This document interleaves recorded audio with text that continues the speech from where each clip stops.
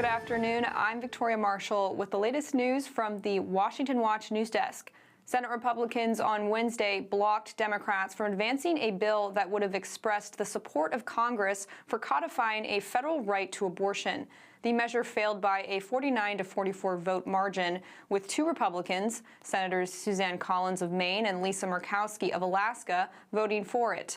Democrats are hoping to restore a federal right to abortion after the Supreme Court overturned Roe v. Wade in June of 2022.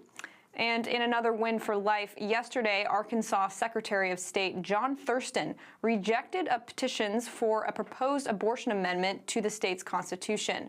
According to a letter Thurston wrote to Arkansans for Limited Government, the group spearheading the effort, the amendment was disqualified from November's ballot because the group failed to submit a statement identifying all paid canvassers by name. The proposed amendment would have allowed abortions through the first 18 weeks of pregnancy and in cases of rape, incest, and life of the mother. And fallout continues from President Biden's disastrous debate performance 2 weeks ago. 11 Democrats in Congress have now publicly called on President Biden to drop out of the 2024 presidential race over concerns about his cognitive state and ability to defeat former President Donald Trump. President Biden has resisted calls to drop out, saying that he plans to run again. Yet Democrats are not happy with this answer, and the pressure is mounting. Yesterday, actor and major Democratic donor George Clooney published an op-ed in the New York Times calling on Biden to step aside. Clooney wrote that we are not going to win in November with this president. On top of that, we won't win the House, and we're going to lose the Senate. Mainstream media outlets are also reporting that former President Barack Obama is working behind the scenes to get Biden to drop out. Let's say one thing that we do have to underline here, just so viewers can follow what's going on behind the scenes, is the Biden campaign and many Democratic officials do believe that Barack Obama is quietly working behind the scenes to orchestrate this. According to a new ABC News Washington Post poll published today, 67% of voters say Biden should step aside as the presumptive Democratic nominee. And among those who say they will vote for him in November, 81% of them believe he is too old to serve a second term as president. And in other Capitol Hill news, yesterday, the House Judiciary Committee held a hearing on the World Federation of Advertisers Global Alliance for Responsible Media Initiative, or GARM for short. Through GARM, large corporations, advertising agencies, and industry associations participated in boycotts and other coordinated action to demonetize conservative platforms, podcasts, news outlets, and other content deemed disfavored by GARM and its members. Here's what conservative commentator and co-founder of the Daily Wire, Ben Shapiro, told the committee. In reality, GARM acts as a cartel. Its members account for 90% of ad spending in the United States, almost $1 trillion. In other words, if you're not getting ad dollars from GARM members, it's nearly impossible to run an ad-based business. And if you're not following their preferred political narratives, the ones that Kara Swisher and Dianne Feinstein would follow, you will not be deemed brand safe. Your business will be throttled. Companies targeted by GARM, like the Daily Wire, Breitbart, Fox News, and so many others, reach hundreds of millions of people with opinions and beliefs long established as within the mainstream of American conservative thought. GARM and its members have no respect for the beliefs of those people. They would like them marginalized or squashed. It's time to stand up for the First Amendment in this Congress. Federal antitrust law makes unreasonable restraints of trade illegal, including certain group boycotts and coordinated actions that harm consumers. GARM's conduct may violate that provision, the House Judiciary Committee says. And finally, on Tuesday, Virginia Governor Glenn Youngkin announced that cell phones will be banned in public schools in Virginia. Youngkin said in a statement that this essential action will promote a healthier and more focused educational environment where every child is free to learn. Creating cell phone and social media-free educational environments in Virginia's K-12 education system will benefit students, parents, and educators. Virginia is following the footsteps of Florida and Indiana, which have also restricted phone use in schools. And those are today's headlines. I'm Victoria Marshall. Up next is Washington Watch with Tony Perkins. We'll see you tomorrow.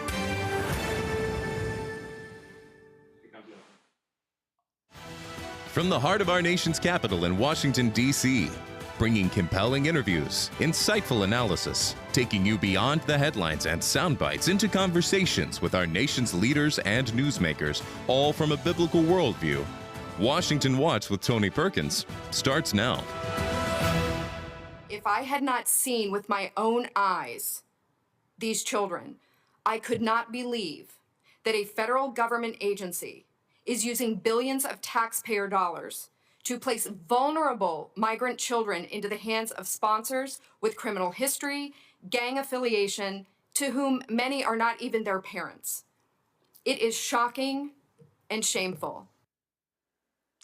That was a federal whistleblower, Tara Rodas. Welcome to this Thursday edition of Washington Watch. I'm Tony Perkins, your host. An estimated 500,000 children may be victims of human trafficking because of the open southern border. We'll learn more about this disturbing story when Tara Rodas joins us later on this edition of Washington Watch. Speaking of exploitation, Iran is seeking to opportunistically take advantage of protest. The U.S. government will continue to vigorously support and defend Americans in their exercise of their First Amendment rights to protest and express political views peacefully. At the same time, we will continue to warn against expose foreign efforts to meddle in our internal affairs and attempt to amplify conflict. That was White House Press Secretary Karine Jean-Pierre reading her notes as she was responding to a question about Iran funding the anti-Israel protests that took place on college campuses. We're going to talk with Michigan Congressman Tim Walberg about that in just a moment.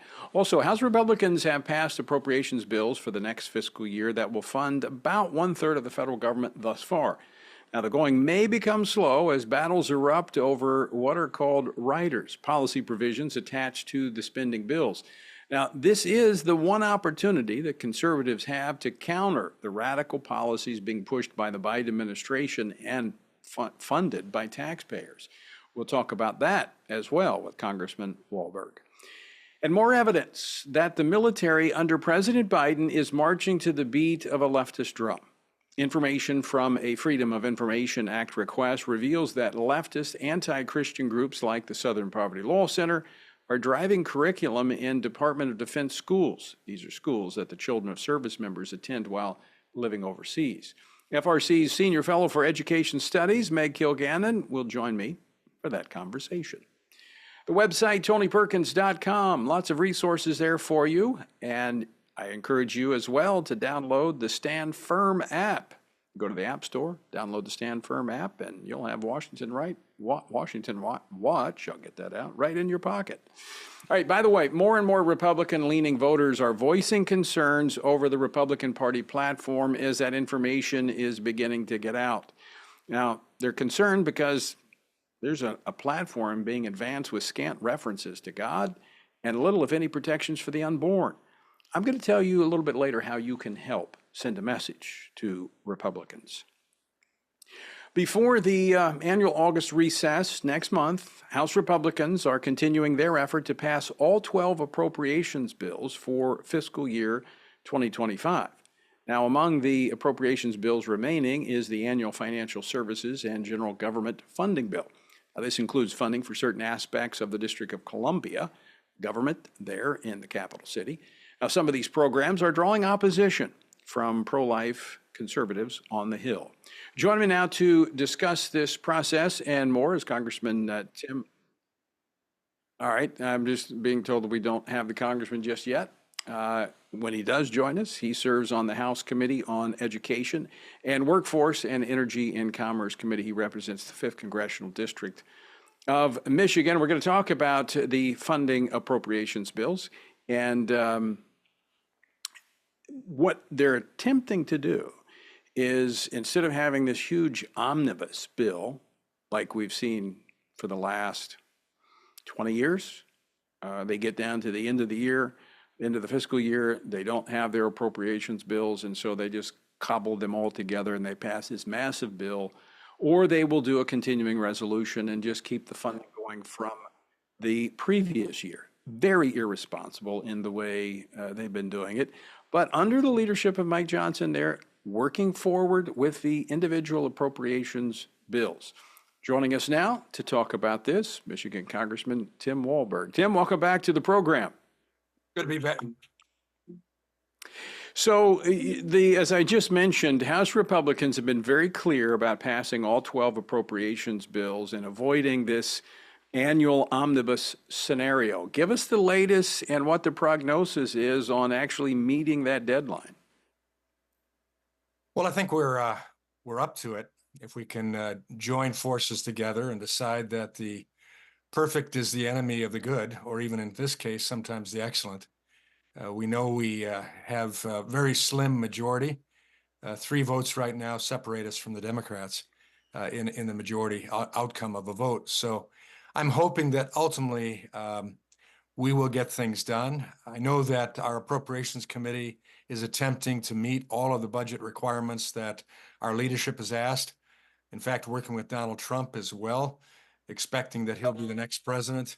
We're working very closely to make sure that the funding ideas and the priorities that he could work with best, in fact, what he did when he was president, is in place. So we'll keep working on that and see how things work out. But Republicans are independent, and sometimes that causes a challenge. Well, there are more than just 3 votes that separate you from the Democrats. There are other things that separate you from them, including priorities. And that's one of the issues that kind of is front and center as we look at the funding for the District of Columbia. There is some funding related to the issue of abortion that could stall this latest funding bill. Tell us about it. Well, I concur. We've attempted to take control of the District of Columbia on the issues, many issues, their legal issues, what they do with their court system, the prosecutors, and all of the rest. But the abortion issue is a thorny issue. I'm disappointed that the Republican platform was changed from what we have traditionally had in place in supporting life. I know that we won on Roe v. Wade, and we've lost in a number of states, including Michigan, the hearts and minds of people on the issue of abortion, and we have to win that back. But the District of Columbia, we do have power to control there, and yet there are viewpoints within our Republican conference, which is, I said, very limited in our majority, and some that come from much more swing district situations than a lot of us come from anymore. And so they're concerned that we would be seen as going for control of that issue from a federal level instead of letting states and locals do what Roe v. Wade, now being thrown out, will allow to do. Let's talk let's unpack that for just a moment so people know exactly what we're talking about. We're not talking about a ban. We're talking about government funding in the city, and we're also talking about protecting religious freedom of employers so that they're not forced to fund things that run counter to their values. So it's different than the narrative that the left is pushing, that Republicans want to, ban all abortions. This is protecting the right of employers not to be forced to fund things that run counter to their deeply held beliefs. Correct? Yes, on all sorts of things we have that same challenge, and there are those of us that are very firm that we stand with the Hyde Amendment and other laws that are actually in place, regulations about funding abortion and these social policy issues. But the battle is joined, and in a campaign year, with districts up for challenge in the election and attempt to keep those majorities, sometimes that causes a problem for a majority, even when we have a larger majority. I hope that ultimately Republicans will say this is not an issue that we should concern ourselves with from being attacked as trying to force unplanned principles on people. This is normal. We should not require employers to fund things that go against their long-held beliefs. We should not fund things that go against law that are in place and that have been in place for a lengthy period of time. And I think those of us who are strong pro-life, we should be allowed to very strongly state, tell you what, if we believe that states ought to make their own decisions on that, then let's take control, because in the District of Columbia, we as Congress, we are their legislature, we have control, and we ought to take that control. A very, very good point. And I think we need to articulate that point, as well as the role that the federal government continues to have to protect the rights of states to actually determine the way they're going to go. But we just have a couple of minutes left, Congressman Wahlberg. I want to switch topics. This week, the director of national intelligence said the Iranian regime has influenced pro-Hamas demonstrations throughout the United States. So you serve on the you serve on the education committee. You have been in some of these hearings about what's been happening on college campuses. What do we know about how Iran has been funding and promoting these anti-Israel, anti-Semitic demonstrations on college campuses? The first thing I say, Tony, is surprise, surprise. I mean, are we really surprised about this? I think on education and workforce committees, we've held hearings with Columbia University, MIT, Penn, et cetera, in front of us. And we've seen two college presidents lose their jobs because of what we were able to bring out about how they allowed these demonstrations to go on. And not just demonstrations, but the impact upon Jewish lives on their campuses and allowing radicals to come in outside of the campus, outside of the student group, and promote this not simply demonstration, but violence on campus, taking over campus facilities, holding captive campus employees, etc. Why wouldn't we think that there was an outside source coming in? We said that in our Education and Workforce Committee. We pointed to actual examples of outside motivators for this and facilitators for this. Iran, that has lost all a challenge from our federal government, specifically this Biden administration, which took off the sanctions, etc.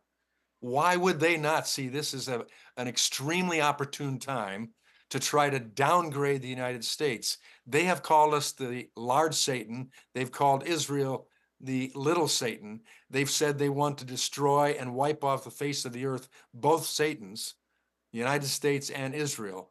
Why would this be a surprise? And I think now, because of what's going on with President Biden in melting down, now the administration and people response with understanding what's going on from outside attack forces coming to the United States are willing to finally admit, oops, Iran is in paying and facilitating these things going on campus, not simply to cause unrest on campus, but to break down the Western leadership in the world, and that's the United States. And we're up against that break, Congressman Wahlberg, but the funds that they had to fund this, to fuel this, were probably coming from the funds that we released to them, the frozen assets that was a part of the sanctions. Surprise, surprise. I mean, that's exactly what we feared when we broke down the control that President Trump had significantly put on them and said to the world, we're taking a stance. Biden did away with that. Yeah. And those resources were available. Plus, we're paying for it. We're paying for it now, all across this country. Congressman Tim Wahlberg, always great to see you. Thanks so much for joining us. Good to see you. Thanks so much. Keep fighting. We will, believe me. All right, stay tuned, folks. On the other side of the break, more Washington Watch as we take a look at a disturbing story. As we look at children being brought across the border to be trafficked. Join us October 3rd through the 6th as we gather with spiritually active, governance-engaged conservatives from across America at the Pray, Vote, Stand Summit in Washington, D.C. We'll pray for our nation, engage in government and culture, and stand for biblical truth alongside Christian leaders, worldview experts, and government officials. We'll discuss important issues like the sanctity of life, religious freedom, protecting students, strengthening families, praying for our nation, and how you can impact America's future from a biblical worldview. Our nation stands at a critical juncture, and we must ensure that the issues impacting faith, family, and freedom are understood and advanced. Register by July 31st and receive a $70 discount off admission. Register now at prayvotestand.org. That's prayvotestand.org. Hello, I'm Jody Heiss, president of FRC Action. Here in America, we thank God for the right to vote. and we can all agree on the importance of this upcoming election. Many of us want to support candidates who share our values, but we're not comfortable supporting the big national political organizations. Well, we have a solution for supporting candidates through FRC Action's Faith, Family, and Freedom Fund. Being a super PAC, it allows for unlimited individual and corporate donations, so we can endorse and fund campaigns for people who share our values. By giving to this fund, we're able to pull all of our contributions together and support and endorse like-minded candidates. That's how we move the needle. So let's be the best stewards possible and get the most out of our political contributions by uniting our efforts. For more information or to contribute, visit faithfamilyfreedomfund.org. Thank you so much, and God bless you. Sometimes the headlines are overwhelming, and it feels like we're all alone and there is nothing we can do. That is exactly what the enemy wants us to believe. Reading through the Bible, there are many things that are counterintuitive. One of them is that God never uses a majority. It is always a minority devoted to the truth. Here at Family Research Council, we are grateful to stand side by side with other believers for the truth. And as a result, God is making a difference. When you partner with us, you are joining with Christians around the nation in standing together for the truth of God's Word, supplying pastors and parents and school boards with training and resources to stand up against the indoctrination of our children. Together, with God's help, we can preserve freedom for the next generation. Go to frc.org and become a stand member today.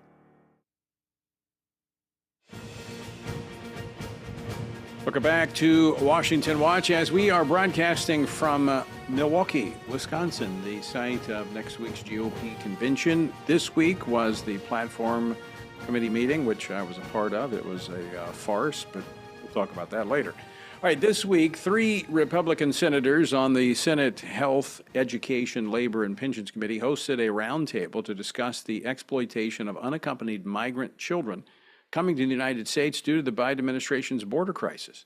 Well, testimony at the roundtable revealed that tens of thousands of children are now unaccounted for in what whistleblowers have called government-sponsored, taxpayer-funded child trafficking. Yes, you heard me right. Joining me now to discuss this is one of those whistleblowers, Tara Rodas. She worked for the Department of Health and Human Services and testified before the committee. Tara, welcome to Washington Watch. Thank you so much for having me on Washington Watch today. And it's unbelievable that we're going to be talking about government-sponsored, taxpayer-funded child trafficking. Well, first, I want to thank you for testifying before the committee and being willing to be public about this. Now, you previously reported what you had learned to Department of Health and Human Services. Tell us what happened when you reported that.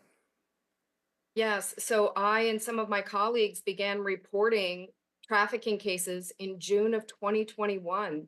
So if you can imagine, it's been more than 3 years.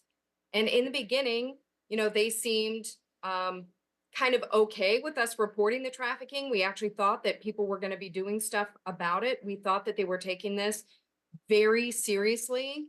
But then sadly, when we found the worst case, which was known MS-13 gang affiliate sponsoring 2 children simultaneously, unfortunately, that led me to being swiftly retaliated against and walked off the site and had my badge taken. It's what we call being perp walked. It's to scare you and to scare everyone around you from ever coming forward to speak the truth. So for just doing your job, reporting what was happening, to your superior, saying, hey, this is happening, you were fired? Yes. Fortunately, I was on loan. So I had volunteered for this mission. I've been a federal employee, although today I'm not speaking on behalf of the government. I've been a federal employee for more than 20 years, and HHS knew they had a crisis on their hands at the beginning of 2021. And they made a call to all federal employees and all agencies to give their employees for a detail, so kind of on loan. Right. So fortunately, when they walked me off the site and took my badge, they were hoping that my agency would fire me, but my agency absolutely stands up for people who tell the truth. And they swiftly, took control of the situation. They offered actually to send armed agents to escort me from Washington, D.C., or from California back to Washington, D.C. So Wow. my husband was already there and I didn't need the escort, but it was nice to know that my agency was standing for the truth. That is encouraging to know that there remain those within our government that want to do what is right. Explain a little bit, share with our viewers and listeners what you saw. And I know that this is not just one incident, but you began to see these patterns. Share that with us. Yes. So what's happening is people believe that this program is a humanitarian program. And that's what I believed. And that's why I raised my hand and said, send me. I will go help these children. So everybody believes that this is a family reunification plan. That's what they say. And that's what I thought. But what's really happening is that criminal networks that are operating here in the United States, and we saw this in multiple cases, the children are being lured by people here who are part of these networks. They are in debt bondage for the journey. So smugglers are bringing them to the border, and then our fine Border Patrol agents are turning them over to HHS, and we are then sending them to a random person here in the United States that the child gave as their U.S. point of contact to Border Patrol. So you can imagine how easily a system like that is exploited. You have a person here recruiting people. They're bringing them with a smuggler, right? The children are coming from Guatemala, El Salvador, all over Central and South America with smugglers. The smugglers give them the name and address to where they're going. The children turn that into Border Patrol. Border Patrol turns it over to us at HHS, and then we send the child to that person. It's really end-to-end delivery. No verification of relationship, family connection, or anything. You got an address, you got a people, and you just turn them over, right? Well, so sadly, there is no ultimate verification, because if your listeners and viewers will look at the documents that Senator Grassley actually dropped today, because he believes in evidence, you can see that there's, in this first case, especially the MS-13 case, they did not even verify if the person was a legal permanent resident.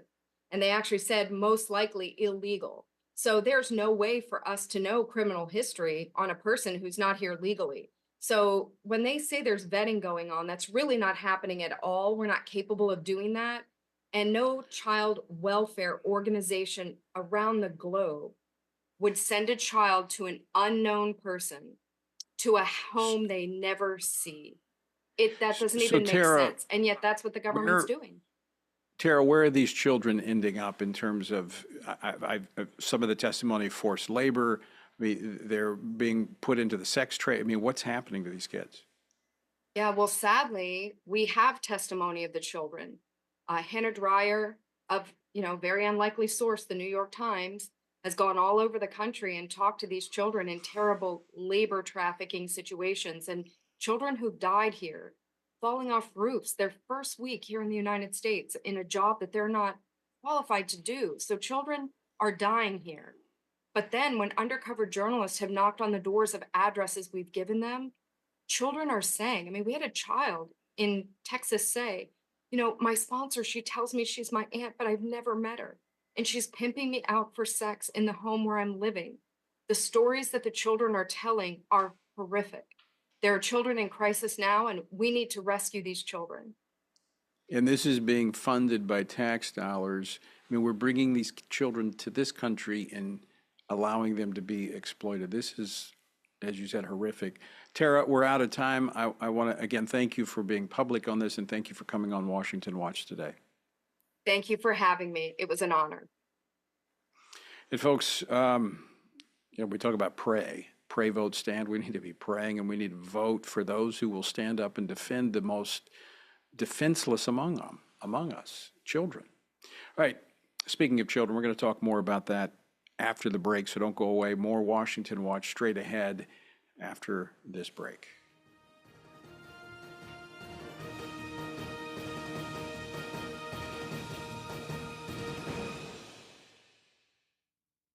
Everything we do begins as an idea.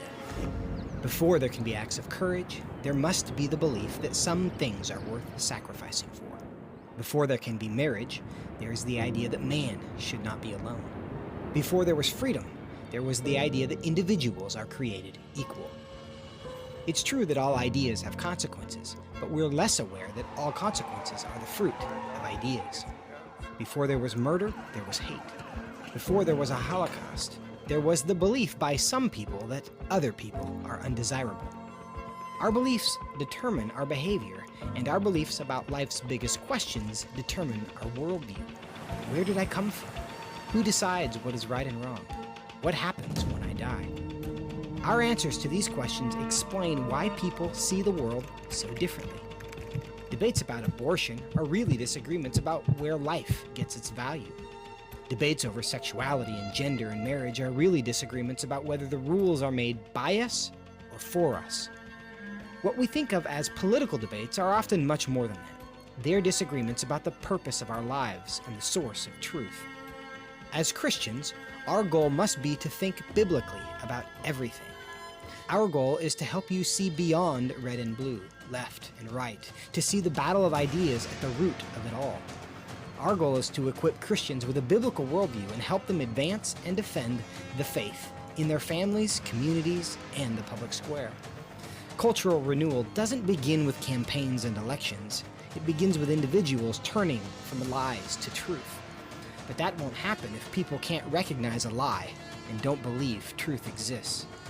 We want to help you see the spiritual war behind the political war, the truth claims behind the press release, and the forest from the trees.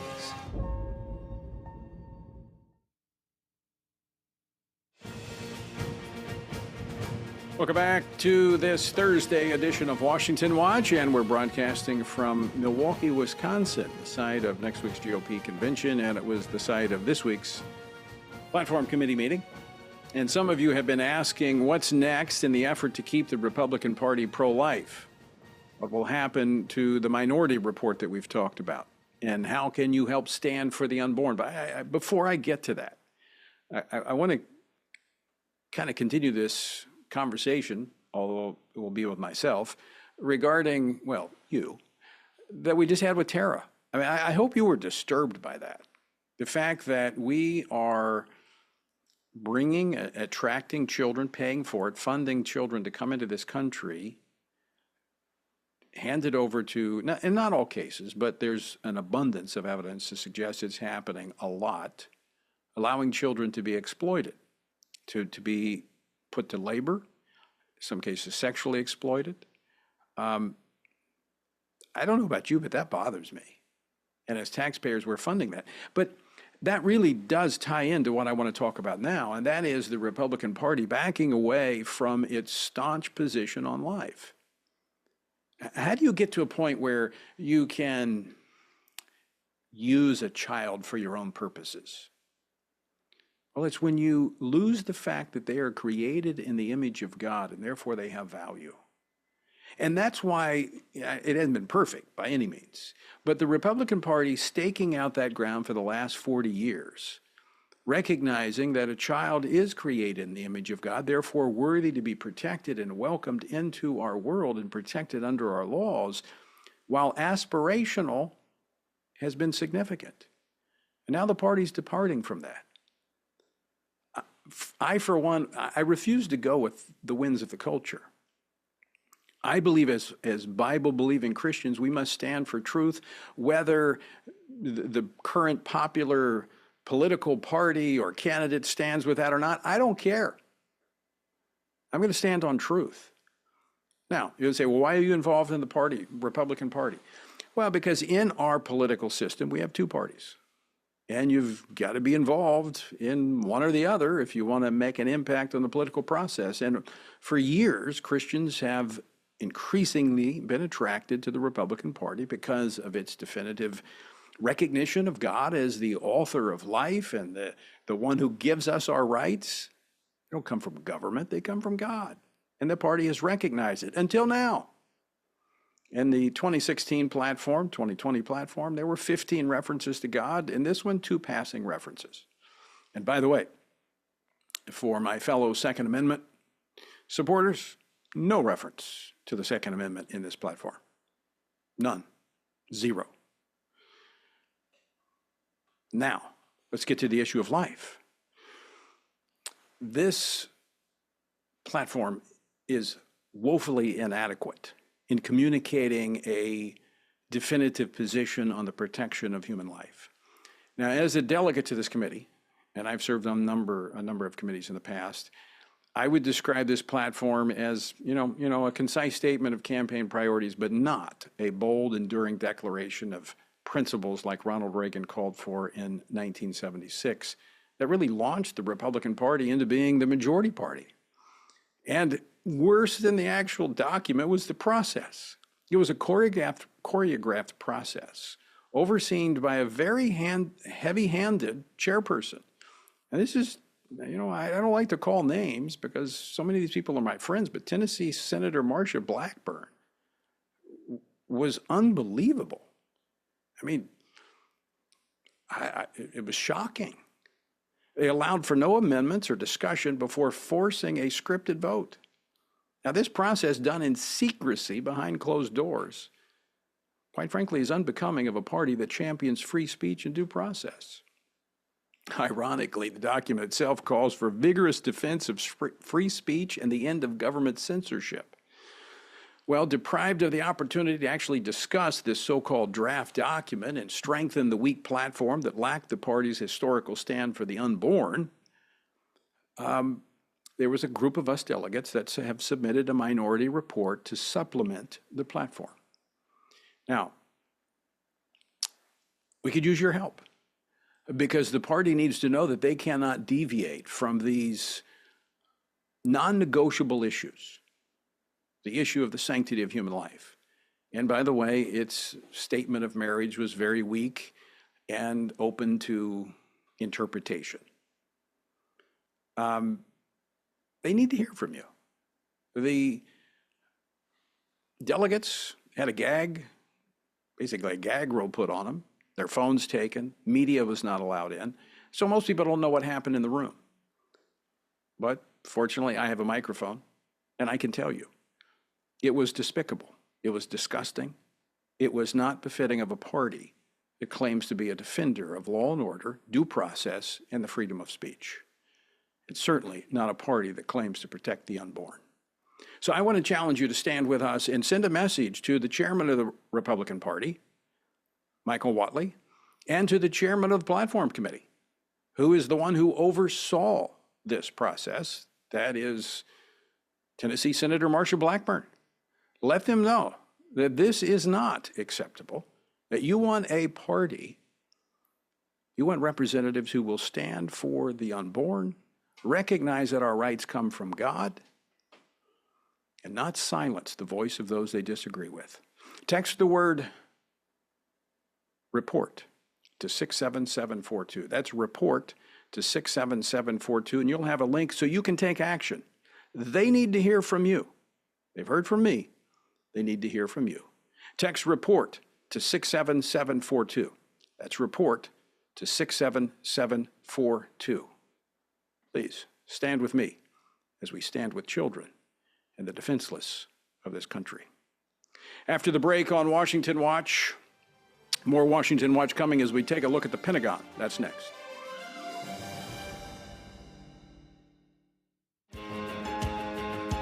Download the new Stand Firm app for Apple and Android phones today and join a wonderful community of fellow believers. We've created a special place for you to access news from a biblical perspective, read and listen to daily devotionals, pray for current events, and more. Share the Stand Firm app with your friends, family, and church members, and stand firm everywhere you go.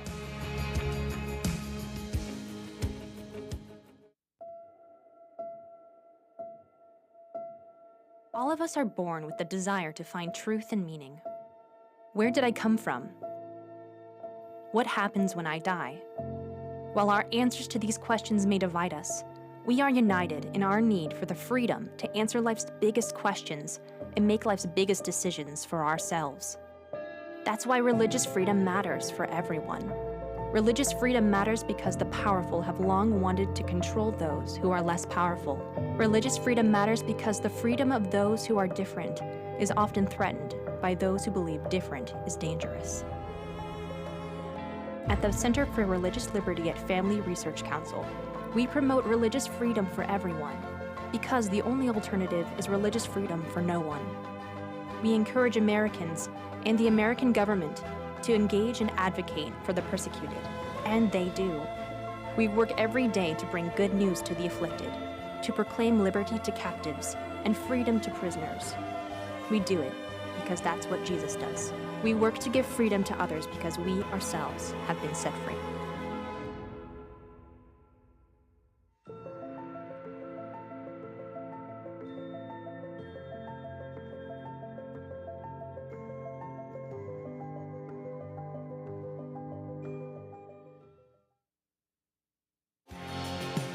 Jesus said in John 15, "These things I've spoken to you, that my joy may remain in you, and that your joy may be full." In 2024, in these divided and uncertain times, how can this be possible? By abiding in Him through His Word. At Family Research Council, we want to help you do that, which is the reason for the Stand on the Word Bible reading plan. In just 10 to 15 minutes each day, you will have read the entire Bible in just 2 years. But more importantly, you will be abiding in Him daily. Find our Bible reading plan at frc.org/Bible. And join Tony Perkins each weekday for a 10-minute devotional inspired by the daily reading and designed to encourage you on this journey through the Bible. Listen on Apple Podcasts, Spotify, and YouTube. And remember, the grass withers and the flower fades, but the word of our God will stand forever.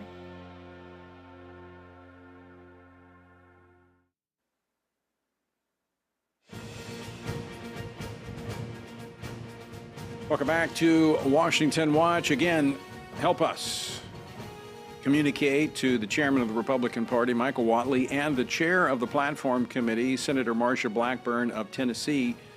Text the word report to 67742. That's report to 67742. Our word for today comes from Psalm 44. You are my king, O God. Command victories for Jacob. Through you, we will push down our enemies. Through your name, we will trample those who rise up against us. How will this victory be achieved? Now, do not read this as how Israel will obtain a military victory. Read it as to how you can experience spiritual victory in the challenges and opposition you face today as a follower of Christ. Look at verse 6. For I will not trust in my bow, nor shall my sword save me. It's not our technology or even our tenacity. Rather, it is through your name, the name of the Lord, that we will trample those who rise up against us. We must not be timid in following the Lord in both our words and our ways. We must not shrink back from our public identification with the Lord Jesus Christ, because He is our victory. To join us in this journey through the Bible, text Bible to 67742. Well, a recent watchdog report has revealed that the federal school system for children of military personnel pushes diversity, equity, and inclusion ideology on students while also promoting progressive and social justice activism. Of course, this is funded with your tax dollars. According to a report from Open the Books that includes an analysis of Pentagon internal documents, the Department of Defense Education Activity published a strategic plan called the Blueprint for Continuous Improvement, which outlines how DEI will be intentionally integrated across the entire organization. Even more disturbing, the report details how staffers recommended books for children as young as kindergarten that included main characters on the gender and sexuality spectrum. What else is the Department of Education or Department of Defense's Education Association pushing on military children? Well, joining me now to discuss this is Meg Kilgannon, Senior Fellow for Education Studies at the Family Research Council. She previously served in the Department of Education in the Trump administration. Meg, welcome back to Washington Watch. Good to see you, Tony. So fill in the details on this curriculum that we're talking about and who is actually producing this curriculum. Right. Well, this is something, one of the things that I just love about working for Family Research Council is because we are looking at issues related to the family and society and defending God's truth on basic issues confronting our country, we see things before other people see them. And we have a paper on our website that is dedicated to the issue of Southern Poverty Law Center's influence on public education. And unfortunately, that influence has extended into the Department of Defense education schools. And this shouldn't be surprising, because the superintendent of schools for the Pentagon is an alumni, shall we say, of Fairfax County Public Schools, which is known for its woke ideologies as well. So he's taken his, political beliefs and is enacting them at the defense schools. It's really a shame to think about soldiers serving in, overseas. That means they're likely serving in harm's way, and sending their children, taking their families with them, sending their children to Defense Department schools. And imagine, being deployed in harm's way and coming home and having your child, your son identify as a daughter, or daughter identify as a son, and then to know that the first some of the first people in real life who affirmed those fantasies for your child were in the school that our government is paying for, and that you as a military officer or enlisted man entrusted, or woman entrusted, your children to. It's horrifying. By the way, folks, if you'd like to see this for yourself, I mean, I know we're not making it up, but if you want to look at the pamphlet, what Meg was talking about, go to TonyPerkins.com, and there's a link there for the SPLC's Radical Learning for Justice program. Meg, so the DEI, and this is part of, we're talking about this in part because we want people to know what's going on with their tax dollars, but this is a part of the debate that's taking place over the National Defense Authorization Act, because that's what funds the government and some of these programs. But not only is it the gender ideology that's working its way into, but what really grabbed me when I saw this was that you got men and women who are serving in our nation's military, as you described, potentially putting themselves in harm's way to defend our country, but their kids are being taught basically to hate this country in some of this radical SPLC pushed material. It is that part is especially appalling. I mean, the idea that that men and women who love their country enough to lay their lives down for our nation, and for me and for you and for everybody watching, that we would undermine their children in this way, and fill their heads with these kind of anti-patriotic sentiments, and just, it's not just that they attack the country. When you go down this road, it's because these revolutionary activists and ideologues who write this material want to tear down our nation because they hate God and they hate America and they hate the family unit especially. Right. And so it's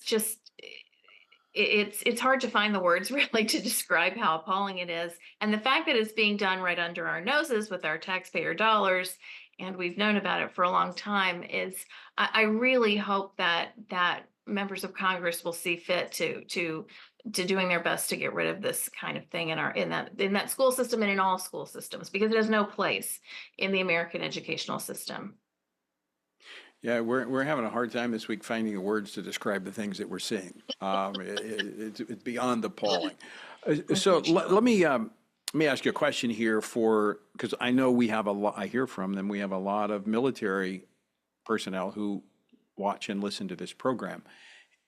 What do they need to be looking for? What questions do they need to be asking to find out what's happening in their schools that their children might be attending? Well, yes, for the children, it's always important, that family dinner. It's so hard to schedule, but it's so important to have that time with your family to go over their day, go through the backpack that comes home from school. You need to look at all the papers. Go with your child. If there's a computer issued, you need to go with your child online and look at the textbooks that your children are reading. And a lot of times schools will send at home a parent link to textbooks so that you can access the material. but you really need to use your child's link and go through your child's access so that you can see what your student is experiencing and what they're being taught. And this was, easier during the virtual learning because you could watch the interaction. But just because kids are back in school doesn't mean you should be any less vigilant about what is going into their brain and how they're being formed as children with ideas, because it matters. It matters. So the other thing about this program is that it also. Let me stop you. Are you suggesting that some school districts would give the parents a separate link that would be different than what the children would actually be viewing and looking at? Oh, absolutely. Yes. That is not just some, that is common practice. Yes, that is what happens. So you need to go on with your child's link. That way you can see their grading, you can see their communication with the teacher, you can see everything that you should be able to see as their parent, because you're responsible for them and that is your duty to oversee. So you need to go on with their link. And it is, I had 4 children and they were close in age and they were going through school at the same time. And it's a lot to keep up with. It really is. It's really a pain. And you want to say, I go to church with this teacher. I know the school. I'm there all the time. I can trust these people.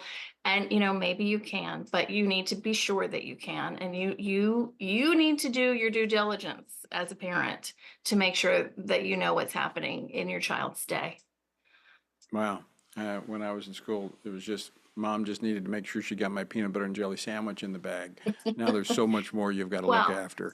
And you had a textbook coming home that she could flip through, that's right? true. And papers she could That's see. true. That was much easier. Well, so. when I brought them home, they usually conveniently got left behind. You had another thought there that I cut you off on this discussion, because I'm going to go to another topic here as soon as you bring in that other idea. Just quickly, the other part of this is that, they don't just work over the kids with this radical ideology. There are a lot of moms who when the family goes overseas, sometimes the mom is the teacher in the school. And so this has got professional development, they call it, in the curriculum for the teachers too, so that they can be aware of their unconscious racial bias or whatever the woke terminology may be that is implying that we all are just secret closet racists and incapable of human relations of a kindly nature. That it's incredibly insulting and demeaning and divisive. And people are really tired of this kind of divisiveness in society. And so, it's not just the students who are under this threat, it's also the teachers. But you got to say something, I guess we could borrow that line from the TSA. If you see something, say something. Don't be silent. Right. All right, I want to switch gears here. This is not an education issue, but it touches on the military and SPLC, 2 things that we're talking about here and you're very familiar with. A photo was circulating yesterday on social media platform X that revealed that a deck presentation for training at Fort Bragg, now identifying as Fort Liberty, an Army base, referred to pro-life groups as terrorist organizations. What do we know about this? Well, this is education, right? This is an education issue because it's training for soldiers. So once they work this out on your children, they bump it up to the parents. This really is horrific when you think about it. Again, finding hard to have the words to say that soldiers serving on a base on American soil who are serving our country would be told or taught that their fellow citizens, maybe their mothers and fathers and their grandmothers and their aunts and uncles and grandfathers, are terrorists because they support organizations or because they pray outside an abortion clinic or because they donate money to a crisis pregnancy center. I mean, this is just, beyond the pale. And in one of the organizations, thank God that someone pointed this out. Yeah. Someone took a picture, a screenshot, and circulated, but one of the organizations identified as a terrorist organization was National Right to Life. I mean, these folks have been around forever, and all they've done is advocated for the unborn. And the list of activities that could make you a terrorist are picketing. If you picket, you could be a terrorist. Well, I wonder what happens to all those unions out there that Joe Biden has walked with. I didn't see the United Auto Workers on that list, Tony. Did you? I didn't see them. But this, I know we're kind of joking about this, but it's so outlandish, but this isn't the first time this has come up. Now, there has been a statement that has come forth from Fort Bragg, now called Fort Liberty, that says that this anti-terrorism slide was posted on social media. After conducting a commander's inquiry, we determined that the slides were not vetted by appropriate approval authorities and do not reflect the Airborne Corps and Fort Liberty, the U.S. Army, or the Department of Defense. I've heard that before. In fact, I can't even recall how many times I've heard that. Once they've been caught, then they say, because Family Research Council, American Family Radio, Alliance Defending Freedom, we've all appeared on these slides at one time or another by one of these presentations. When they get caught, they say, oh, no, we didn't approve this. Same thing happened with the Southern Poverty Law Center with the Federal Bureau of Investigation with Catholic churches. Remember the memo? We didn't know anything about it. It wasn't approved. Sure. Well, Tony, have you been invited to Fort Bragg or any place else where you've been maligned to explain your views and to explain to people why you do what you do and how it's an important part of our self-government of our country that people be actively engaged in the political process and that they be free to discuss ideas and free to express their religious convictions? We never seem to get those invitations, right? Fort Bragg has rescinded this and done so on social media. But do the men and women who experienced that training get a corrective lesson that it's okay to oppose Roe v. Wade and that in fact it's been overturned? I mean, this is a question I have, and I never really get a satisfactory answer. This is taking indoctrination to a whole new level, and again. Elections have consequences, but I'm thankful. I don't know who it was. They didn't take ownership of it, but I'm glad that someone snapped that picture and put it out on social media. Obviously, the RNC was not running that session because they would have confiscated their phones so that they couldn't take a picture. Well, I would expect that phones will now be confiscated, right? We're not going to be getting many more pictures like that because people don't like getting caught up to their evil deeds, right? So, but if you see something, say something. Meg Kilgannon, always great to see you. Thanks for joining us. Thanks for having me, Tony. Seriously, if you see something, say something. The only way we keep our freedom is that we use our freedom. And I want to ask you to use your freedom to speak to the RNC and let them know that they're watering down of their statements for the protection of human life and their recognition that our rights come from God is not acceptable. And again, I said this earlier in the week, I would not give another dime to the RNC. But I want you to send a message to the chairman, that is Michael Whatley, and also to the chairman of the committee, Tennessee Senator Marsha Blackburn. Text report to 67742. That's report to 67742. And help us take a stand for life. All right, folks, that's all we have time for. So guess what? Just keep standing. Washington Watch with Tony Perkins is brought to you by Family Research Council and is entirely listener-supported. Portions of the show discussing candidates are brought to you by Family Research Council Action. For more information on anything you heard today, or to find out how you can partner with us in our ongoing efforts to promote faith, family, and freedom, visit TonyPerkins.com.